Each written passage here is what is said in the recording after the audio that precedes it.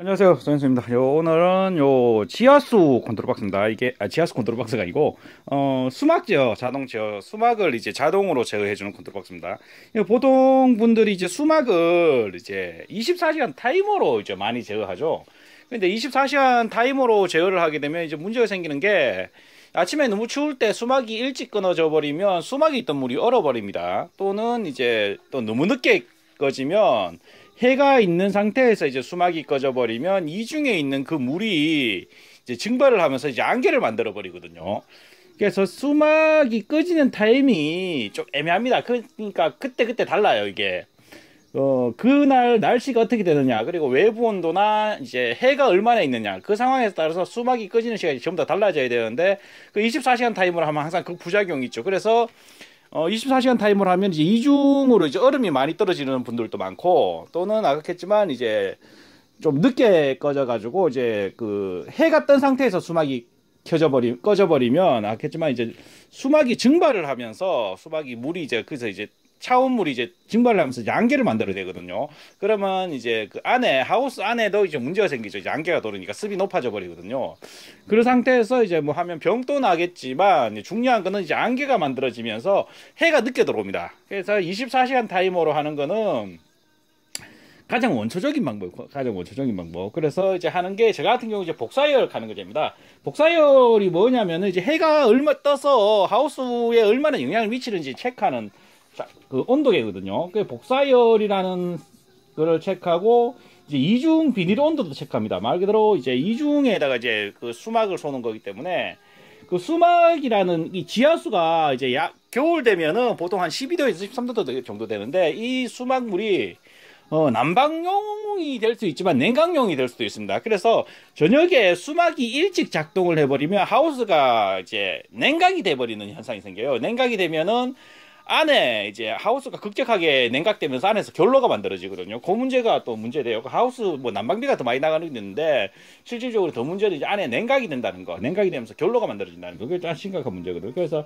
이게 작동하는 거하고 정지하는 거하고 뭐 하여튼 메커니즘이 있습니다. 그래서 요거는 또 뭐냐면은, 요거는 이중 닫힘 기능이라고 해서, 이제 이중 비닐이 이제 그 휴지가 끊어지거나 기타 여러 가지 이유로 이중 비닐이 안 닫힐 수가 있어요. 뭐 앙캄 조작을 해가지고 뭐 안 닫힐 수도 있고, 어쨌든 여러 가지 이유로 안 닫힐 수 있는데, 이중이 닫히는 것까지 감지를 해줘야 됩니다. 요거는 이제 안전장치라고 보시면 되죠. 요까지는 이제 그 타이머나 이제 복사열 그리고 온도 같은 경우는 제어에 관한 거라 보면은, 이중 닫힌 기능은 이제 안전장치라고 보시면 돼요. 이중이 닫히는 거를 확실히 정확하게 확인하고 수막을 쏴야 되기 때문에, 이게 없으면은 보통 이제 이중 때문에 이제 한강이 만들어지는 경우가 많아요. 그냥 이거는 수막 쓰는 분들은 1년에 한두 번은 거의 물바다를 만들거든요. 이제 뭐 여러 가지 밸브 실수할 때도 있고, 뭐 이중 타이머가 고장 날 때, 뭐 컨트롤 박스가 고장 날 때 여러 가지 이유가 있는데, 어쨌든 간에 여러 가지 이유로 한강이 되는데, 이 수막 제어 컨트롤 박스가 있으면 그런 것들이 전혀 문제가 없어요. 1년 동안 놔둬도 이제 문제없이 작동을 하거든요. 그래서 이제 시간하고 복사열, 이제 내부 온도하고 이중 닫힌 거까지 감지해서 수막을 작동시키는 겁니다.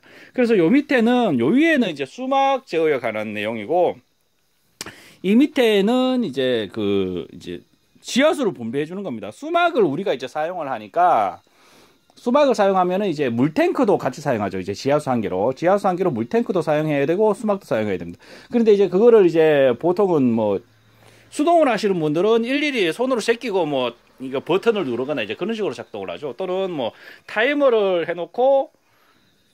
작동시켜 놓고 이제 저녁에 이제 밸브를 잠궈 놓고 뭐 열고 닫고 하는데, 이론상으로는 됩니다. 이론상으로는 되는데, 사람이라는 게 항상 실수를 하기 때문에, 이제 뭐 이거를 만약에 밸브를 잠그고 열고 하려고 하면은, 이제 뭐 타이머를 보통 제일 많이 쓰는 게 이제 그 지하수 컨트롤 박스에다 타이머를 달아놓고 이제 아침 저녁으로 이제 이거 밸브를 열고 닫고 하는데, 가끔 가다 실수를 합니다. 실수를 해서 이제 밤에 이제 저녁에 잊어버리는 거죠. 잊어버리고 퇴근을 했다가 나왔더니만 아침에 이제 기계실이 물바다가 되어 있는 거죠. 물탱크로 물이 계속 넘어왔을 거니까.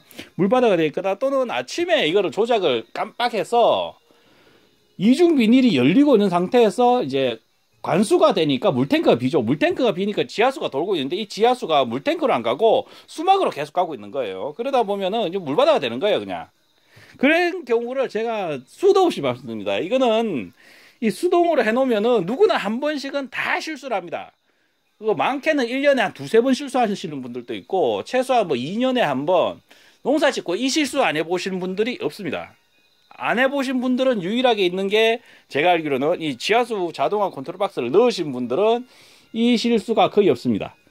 거의가 아니고 거의 없다고 봐도 무방할 정도거든요. 그래서 이거는 그렇게 실수가 한번 나면은 이제 온실 내부에 이제 습도 많이 차고 여러 가지 문제가 생기기 때문에, 어쨌든 간에 이 컨트롤 박스 한 개 넣는 걸로 해서 그거 한 번의 실수가 만회되는 겁니다. 쉽게 이야기하면은.